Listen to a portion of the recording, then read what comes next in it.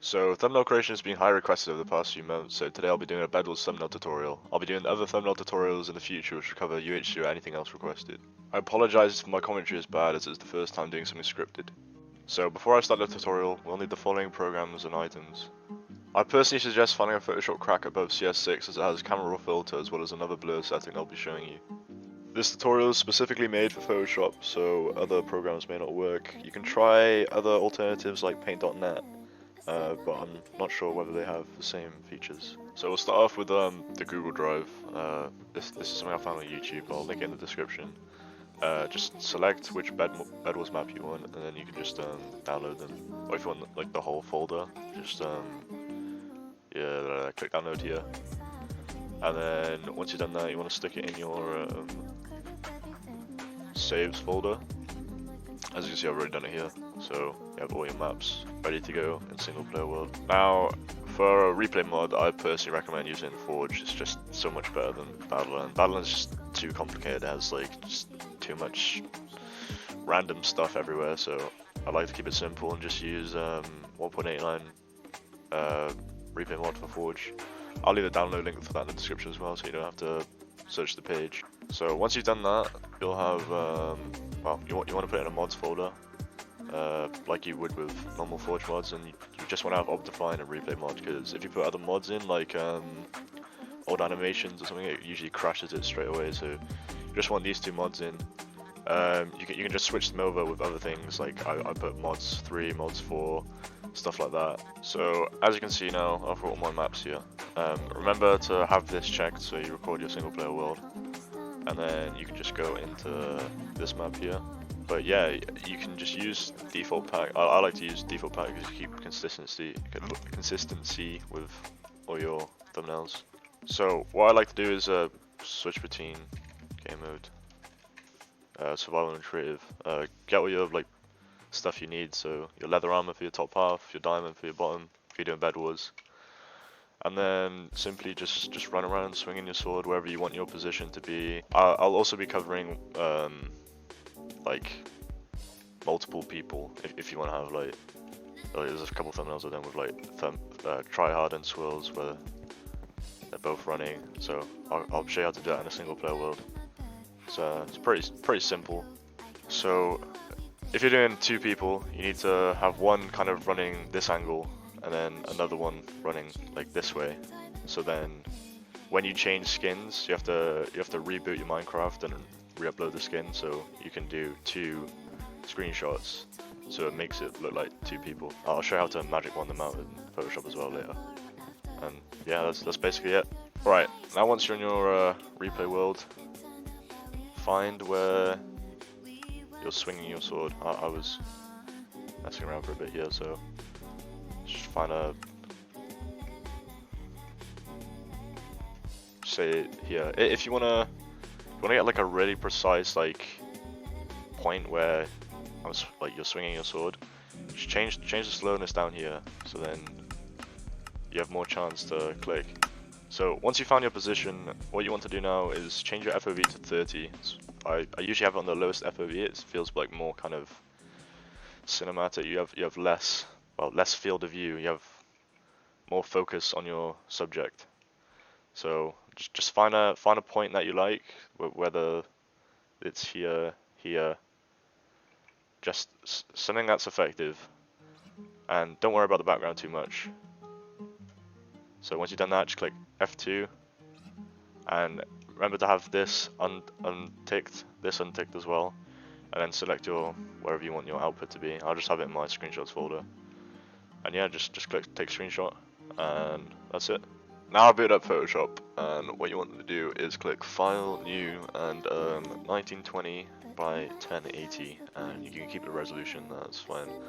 I recommend this because you've taken the screenshot on this. If you have a like 4K monitor or play in 4K, which I doubt you do, just do 4K. But yeah, once you've created your canvas, you can then put in the screenshots you want. I'll be doing like something I've done before just to make it easier for this tutorial. So I'll be doing the swirls and Intel edits. 2 screenshots. What you want to do is hold Shift and click both these layers and then click rasterize, otherwise you won't be able to make them editable. So now you can just like do stuff with them. Alright, now because the background is quite complicated, like you're probably thinking, how am I gonna magic wand all this out? There's so many different color variations and whatever. It'll only take you 2 minutes. So if you want to get your magic wand up, set the tolerance to around 15, and then have your turn off contiguous for this part. So it'll basically take every similar color, and then just keep clicking basically. It'll highlight some of your character, but I'll show you how to fix that in a second. So just keep doing this with all the greens until you don't see like any like things around your character anymore. It's like crisp. So just do this. Take 2 seconds. Alright, so once you've done that, you then want to click contiguous again and then hold Alt. So this will like work as a negative to get your character back.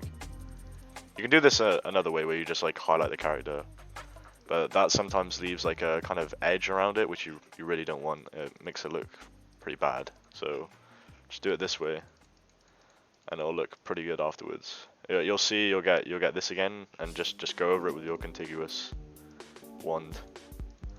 Get all these little bits, and there you go. You have your character basically. I'll just if you have parts where like the color is the same as the background here, you can just do what I'm about to show you, and then use the pen tool to just cut it out, and it'll look pretty similar. Yeah, so once you've done that, you can just do select and then inverse and then Control C and Control V, and basically have you can hide all your other layers, and then you have this. So what I like to do now is just get the lasso tool and just do this, and then select inverse again and delete everything else. And then obviously for here, you click P for the pen tool. You can just go like this, and then right click, make selection, 0 feather radius, and then click delete. So now you have your character. Alright, so once you've cut your second character out, then what you can do is turn these back on and drag this to the top. So obviously you'll see this is a lot bigger. So what you want to do is select both of these two and click Control T. So now you can scale things up. Once you've clicked that, you want to hold Alt and drag from the corner until you get like a kind of similar, well, it doesn't matter too much, I'll show you why now. But get this so it's like a kind of suitable size for your thumbnail. And then yeah, once you've done that, you can kind of position it a bit with your arrow keys to get a more precise point. And then with the Intel skin, it's whether or not you want to make it look behind it or in front of swirls. So it's back here, leave it there. It's in front, make it so it's kind of a good scale. It looks like it's real, like that. Alright, once you've worked that out, you want to go into your like effects options. So to do that, you can double click in this gray space, or you can go here and then blending options. So oops, once you have that up, you want to be using two main things mainly. So inner glow and gradient overlay. With your inner glow, you want to you don't want to use it too much or have the opacity too high, because you want it to still feel real. You want it to feel like it's in the environment, so matches ambience. So you can change the size. Imagine it like light is hitting each corner. So you change the size, opacity down, and then the same with gradient overlay. If you don't want it to be too hard, you can change the black here by just eyedropping onto a grey. It's a bit lighter. And if you don't want white, if you think this is too bright up here, you can just do that as a grey here as well. So it kind of matches the environment. And if that isn't punchy enough for you, you can use a drop shadow as well. Lots of people like to use a drop shadow. And make sure to not have it too hard. I see a lot of people nowadays with thumbnails who just like make it so hard, and I don't think that looks good. I think it doesn't look as realistic or pleasing. So just change the opacity down a bit, size. Just mess with it until you feel like the setting is right. So once you've done that with your character, you want to you'll see all your blending options will be here. So just copy the layer style and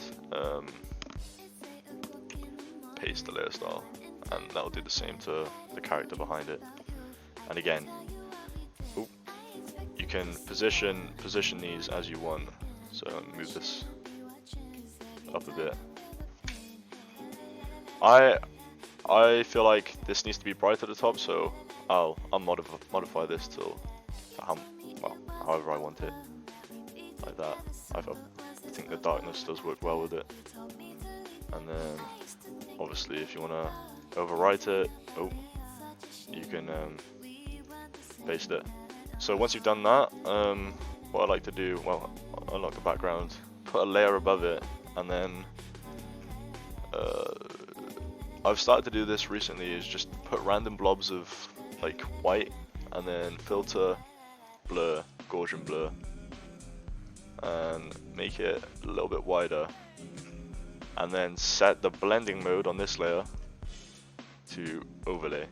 And as you can see, that creates quite a nice like lighting, like sun breaking through or however, and that's created something quite nice already.